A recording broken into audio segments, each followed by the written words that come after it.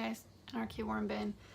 So the Coco Coir cardboard experiment has already run aground, and we had a minor disaster today. I came home and I'd made the lids with some screen, which I made my bins the same way I always make my bins. The bins didn't have a tight seal. They were like a name brand bin, and so the seal wasn't tight, so the bin that was on the bottom was crisscrossed with the bin on the top, and the lid on the bottom was pushed down securely. The one on the top wasn't, so I had a lot of escapees. I'm not going to talk about how many. Let's just say it shouldn't hamper the experiment too much, but if it does, we know why the Coco Coir bin is a little bit light. No, really, like, I was heartsick. I didn't think to check the seal. I've never checked the seal of a bin. I've never had escapees from a Tupperware bin. So if this is not scientific enough for you, I totally get it. But I mean, I did name the channel Anarchy, and you are watching, so I'm hoping you'll hang out with me. Doing an update on the Coco Coir versus cardboard bins, and I'm shocked at how many are escaping from the Coco Coir only bin. It's been, I don't know, it's been a couple weeks. I've been feeding them evenly, fairly small portions, like smaller than I would a normal bin, and I'm having an outrageous amount of worms leaving and dying from the Coco Coir bin. I did seal off all of the exit versus entryways. I'm feeling the consistency, and it's about the right consistency. It's the consistency of a wrung out sponge. I don't even know that I could get one drop, but I probably could if I squeezed hard enough. It's the right consistency. I feel like I have enough experience with moisture control. I don't know what else it would be. There isn't anywhere for them to hide though, so I don't think the Coco Coir, it's actually cool to the touch. This basement stays around 68, 70. The bedding, the cardboard only bin has been fairly mellow. Like, I know that there have been some climbing the walls because I can see evidence of that. You can see it from your view. But I don't have escapees, and I'm checking them out. They all look happy and healthy. I honestly am kind of at a loss. I don't know what this might be. So I have the lid off of the Coco Coir bin. I'm gonna keep the light on. So I have to do the same with the cardboard bin, and we'll just see what happens from there. Oh, I just found a cocoon. How sweet. But you know, that could have been with the original shipment. But anyway, sorry, distracto. I'll keep you updated, and if you guys can think of anything, let me know. Other than that, they look the same. They all look healthy. I've been watching for any signs of sickness or protein poisoning, and I can't see anything wrong other than, you know, dead bodies all over the floor. Hey guys, welcome to Anarchy Worm Bin, as I like to call it, Anarchy. I have bad news tonight. I wasn't able to film it all because I was really busy with work, but I kept coming home and finding worms all over the floor. Like, I don't know how much of what I did film I'm going to post. I thought for a minute that they were just escaping. I thought there was a storm coming, high humidity. No storms. We haven't had rain forever. I tried sealing the bin better. There wasn't an airtight seal. Well, not airtight. It wasn't sealing. It was just the way the bin was made. It was kind of cheap, so it was like bouncy in the middle. So I tried sealing. It wasn't that. They kept escaping. And I thought it was from both bins, but it was just from the Coco Coir bin.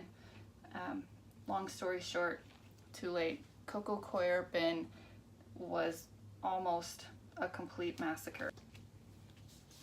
Sorry, mites are getting to me. I think maybe this is just a theory, and I'm open to any comments. I think it might have been from, I've heard a lot of people say now, make sure to rinse your Coco Coir that it can be salty. Who knew? Coconuts, ocean. It seems like a rookie mistake, but I don't use Coco Coir except for potting up plants, so I really didn't even think about it for a minute. And I watch worm videos, probably too much. I watch them all the time, and I just watch people put Coco Coir right in, or peat moss, and I don't ever see them rinse it. They're like letting the water get into it and reincorporate it and not running. I don't even know how I would rinse. I have so much Coco Coir when it comes, it just expands it to like 3 times this amount. So anyway, it may have been too salty. I really don't know what it was, but I had to take them out. I had to stop the experiment. I'm so sorry. The best I can give you today is hopefully some worm balls while I'm feeding these guys. I did put them all into just one bin.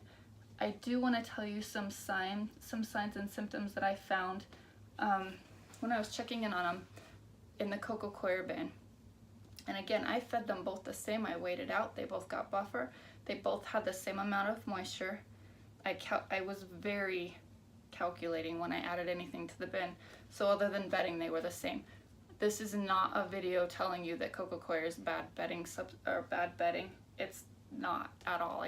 I know a lot of people use it successfully. I think I may just have needed to rinse it, which that sounds like way too much work for me. So maybe you could buy pre-rinsed, I don't know. But the biggest symptom I saw is that the worms that weren't trying to escape and run for their lives were lethargic. I didn't see any signs of protein poisoning, but I found half worms. So they were like split, which makes me think it had to be some sort of protein poisoning. Although again, both bins fed the same amount of buffer, measured out. This bin, the healthy cardboard bin, had no protein poisoning signs. Worms are healthy, happy in here. So I truly am at a loss. I don't know what happened. If you bear with me, I would like to try this experiment again. I just don't know what to do other than to buy a different kind of Coco Coir. And I don't really want to use peat, as it's not a sustainable substance. So I think I need to stop saying. So tell me what you think, please, because my little worm heart is kind of broken, and I haven't wanted to film this and tell you guys. But I do have a bin full of healthy, happy worms. I'm seeing cocoons, and I'll try to get a good shot in here for you guys before I turn off the video. Okay, Anarchy family, I'm going to check in on these guys and just show you that they're doing okay. They really are happy and healthy. I have found some poor little mates that I dug out of the Coco Coir, possibly a day or 2 late. I will try not to come across any of those little bodies. And in honor of my friend Jay over at Miles of Worms, who just puts his heart into his videos and just does what he can. He did have it die off, and he named his bin the Zombie Bin.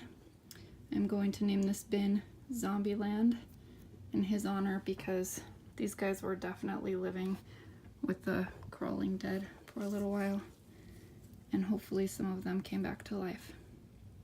That would only make me happy.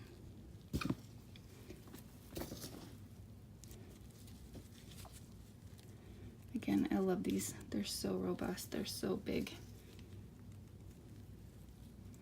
Usually a little bit more lively. They're probably in mourning. I would be too. Okay, I think that's it. I don't want to mess with them too much, really. It's not a worm ball, but it kind of makes the anarchy symbol for a minute there. So again, please let me know your thoughts, and any good juju you can send to these guys would be awesome.